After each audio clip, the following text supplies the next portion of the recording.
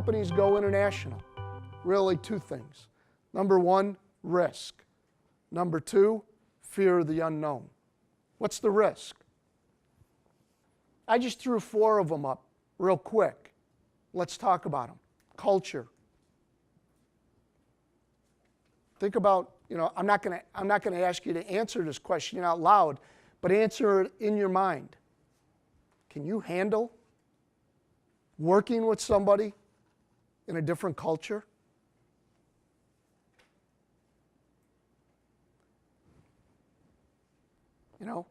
Because if you can't, it's not going to work. Prejudices don't work on the international stage. And I could tell you, over the last 5 years, I've done a lot of international traveling. And it's amazing to me how different people are. I didn't say better. I didn't say worse. I just said different.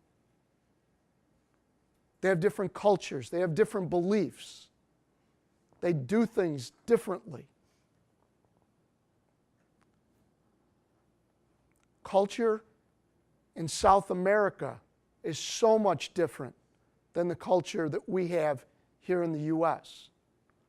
And when you pick up a phone and you start yelling and screaming at somebody in Brazil, you might as well forget about ever seeing your product again. But it made you feel good, didn't it? Okay? Currency. Do you want to deal with fluctuation? And how do I deal with fluctuation? And what do I do? I don't even know how to figure out, I have a hard enough time going to the casino in Canada and figuring out what the Canadian dollar is to the US dollar, not alone figuring out what the Chinese yen or the euro or the pound is doing to the dollar, especially the pound. If you're dealing in the UK, how do you deal with it, Russ? I don't have that. My person takes care of that. Okay. But those are important things. From Franklin Traffic standpoint, you guys like things, it's quoted this is what you have to pay, right? That's what you want. No, it's not going to be that way. You're going to have to figure out what's going to have to happen here. Okay, language. I'll tell you, through all my travels, it's great because I can travel almost anywhere and speak English. When I go to China, they speak English. I go to Germany, they speak English. I go down to Brazil, they'll speak English. But you know what somebody told me one time? It would be really nice if you could communicate to me in my language. It really would. So now think about it. When you're out there trying to make sales calls, and you're out there trying to promote business, you're falling all over yourself. You're giving out hockey tickets, you're giving out dinners, you're going to play golf, you're doing all this other stuff. It's not going to work internationally. Okay? They want to know that you're willing to come into their world. Especially when you go into the Asian culture. Okay? I'm not going to get into it too deep, but I want you to think about something. What do you know about the Asian culture? Can anybody tell me? Anybody figured it out?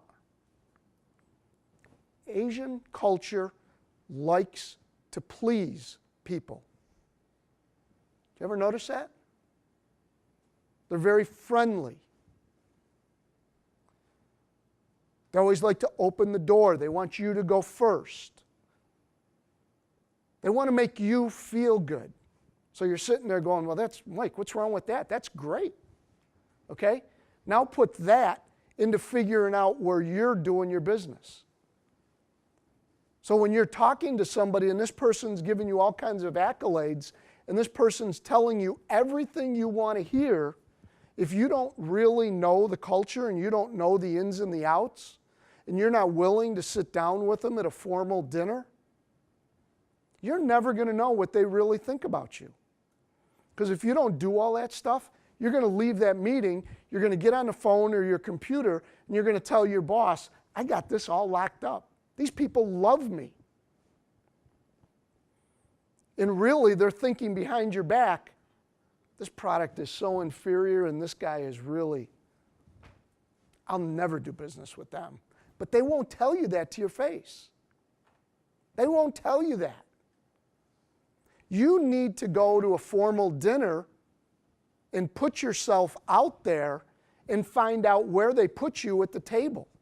Then you'll know what they think of your company, and your product. No. We don't do things like that. We got to take things the easy way, right? And one of the things is, here on the U.S. side, we want to go to dinner, okay? Jennifer, you want to go out to dinner tonight? I've got about an hour and 15 minutes. Let's go. Come on. Boom, boom, done. See ya. It's not that way in a lot of cultures, especially in Asia. You want to go out to dinner? You're probably going to go out to dinner at 8 or 9 o'clock at night, and it's going to be a 4 or 5 hour dinner. And if you don't go to dinner because it's too late, or you don't spend 4 or 5 hours at the table, you might as well take up your business, pack, and go home. And that's the reality to doing business internationally.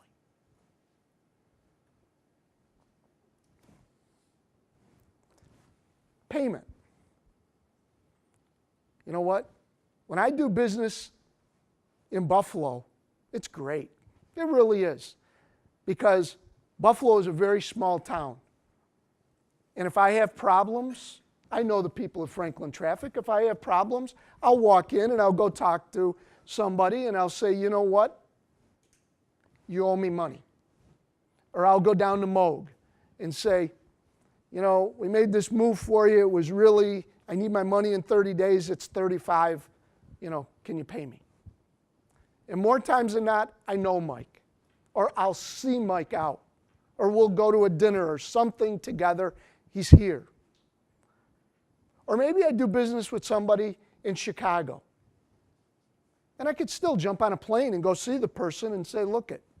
And if they don't pay me, I've got a United States government that has laws that protect my interest. Well, guess what? When I do business in Chile, I don't know the person. I don't know the currency. I don't know the laws. And how do I get paid? And you know what? If you can't get paid, you don't do business. So that's a big risk in international.